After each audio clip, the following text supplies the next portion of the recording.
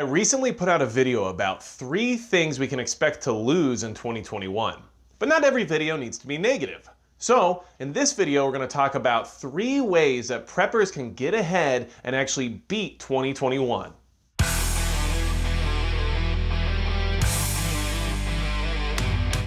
Hey everybody, it's Magic Prepper, and today we're talking about 3 ways that preppers can actually beat 2021, how we can prepare to win in this new year. With everything that's coming our way and what we see on the horizon, we know that there are some ways we can be strategic to try to better position ourselves to overcome any challenges ahead. And we know that great things are on their way, especially when it comes to things like stimulus checks and free government money, right? Free is a broad term there. But anyway, what I'm trying to say is that there are things we can look at right now and say, look, there's some things that are happening that we know are going to happen. We might as well prepare for them and then utilize that information to better take care of ourselves when it comes to being able to prepare and be better off financially for whatever might come afterward. And we all know that a lot of things could come afterward depending on how things turn out.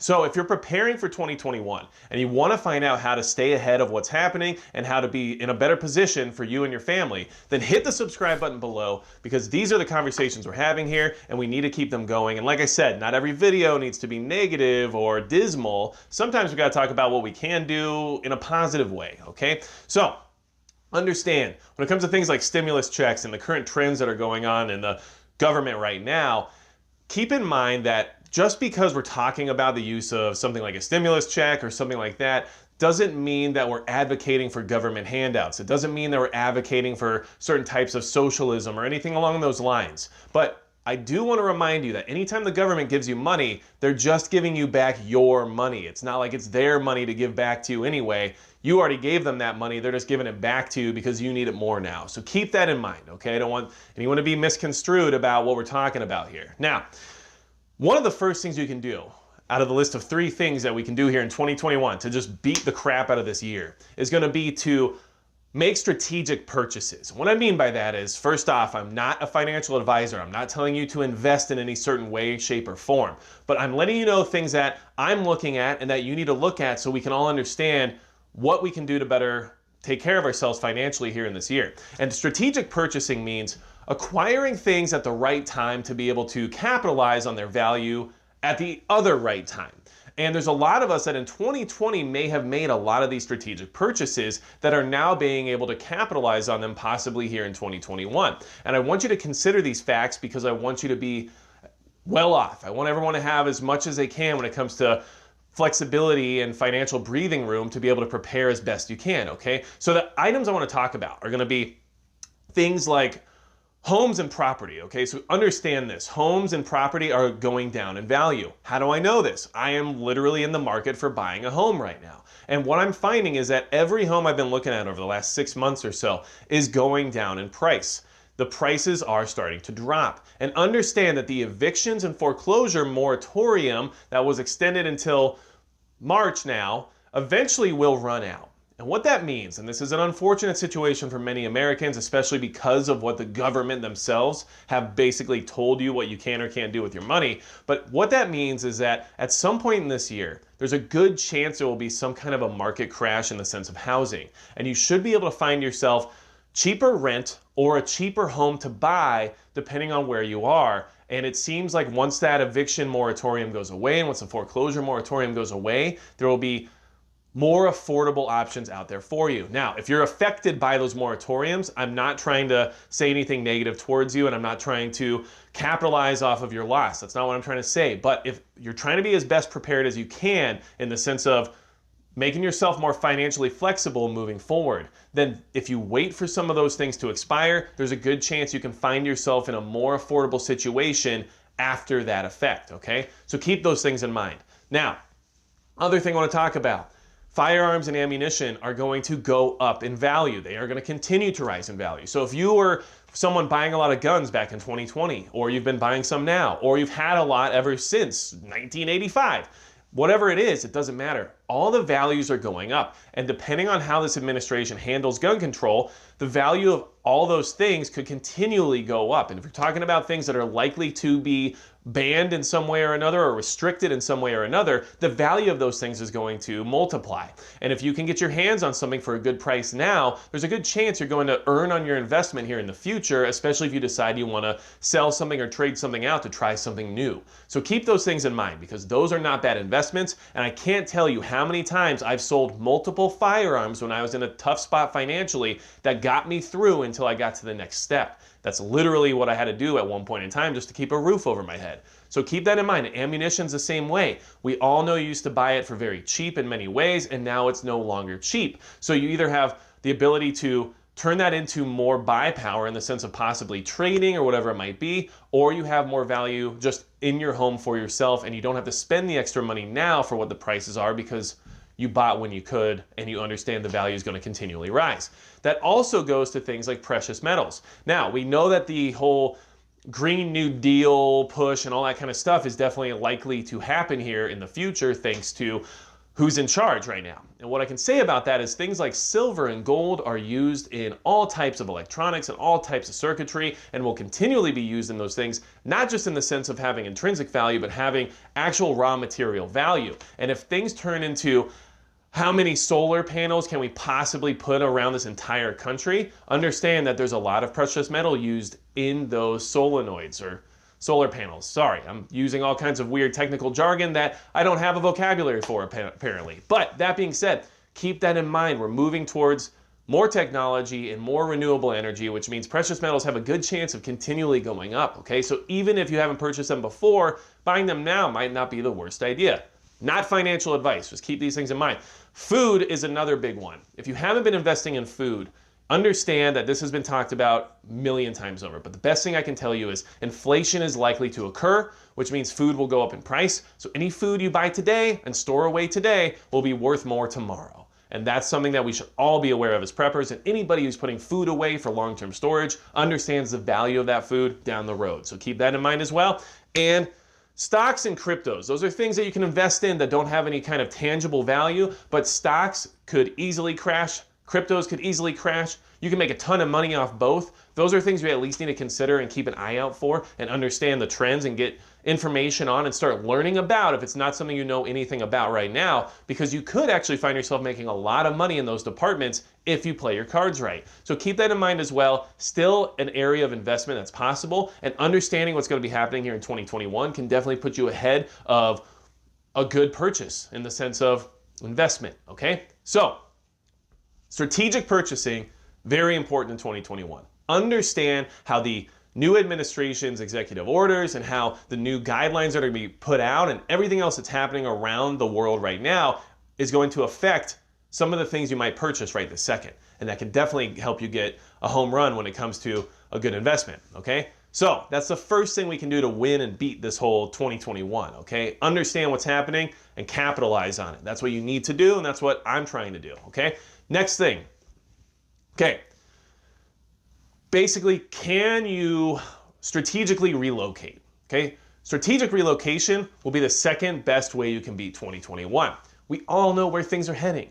So can you use that stimulus money or the possibility of the eventual stimulus checks to relocate, to lower your cost of living and find yourself in a better suited area or home for being able to be more prepared? These are things you need to try to figure out now, okay? Can you take that money and literally find a new place to live that's going to be easier for you to afford and better for you to be prepared? Can you find a place with some property where you can actually produce some of your own calories? Can you find a place that's more defendable? Can you find a place that's more isolated from all of the chaos that's been happening in cities around the country over the last year? These are all things that you need to try to comprehend. Can you use some of this money to get out of a city and get into the suburb or into the rural areas so that way you don't have to deal with what's happening in the cities constantly, especially when it comes to lockdowns and restrictions? Can you use that money to find yourself in a position that's much, much cheaper, which might allow you to have a better quality of life? And can you afford to actually make that move now thanks to this money that's coming in that we are all expecting, okay, or have already received?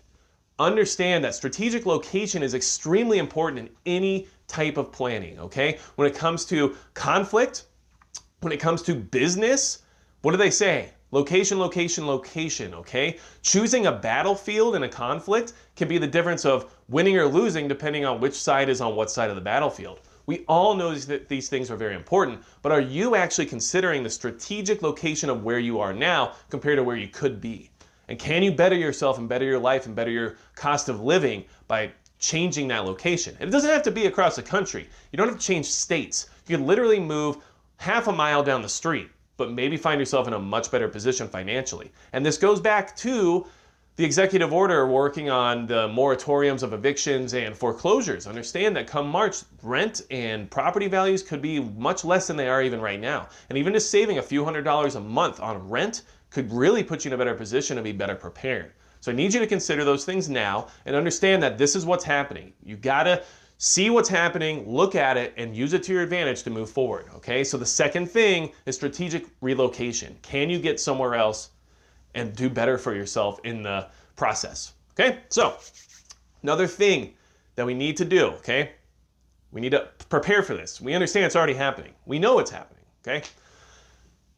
The third thing that you can do to beat 2021, to be more prepared, you might not like this one, but listen, take advantage of government programs. Government programs are gonna be all over the place now. We know how this ideology likes to do things, and what that means is they like to give out money. They like to give to people. That's what they do. They like to redistribute wealth, okay? We all know what type of government likes to do that, and that's the one we probably have right now. So understand, don't just scoff at it and say, well, I don't need that. And don't just scoff at it and say, that's not what I believe in. Understand, it's taxpayer money, and you're probably a taxpayer. Use these programs to your advantage. Don't worry about being prideful. Take the money back that's already yours and understand that it can actually help you move forward and being more prepared. It's not about this or that.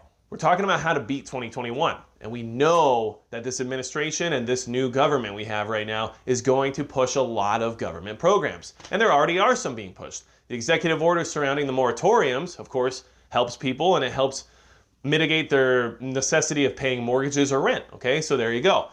That moving forward from there, how about the executive order that extended food stamp benefits, okay? Extended the EBT benefits for different Americans to try to help them during the pandemic situation, right? Well, that being said, if you are low income and you are not able to make ends meet right now, understand that you can get EBT probably. It's been expanded. You need to look into it. Find out if you can utilize these food stamps to your advantage. And maybe that gives you the difference of buying another $100 or $200 worth of food to store away per month. Who knows? I'm just saying that these are things we can take advantage of if need be. And they're going to be more and more and more government programs as we speak, I assume.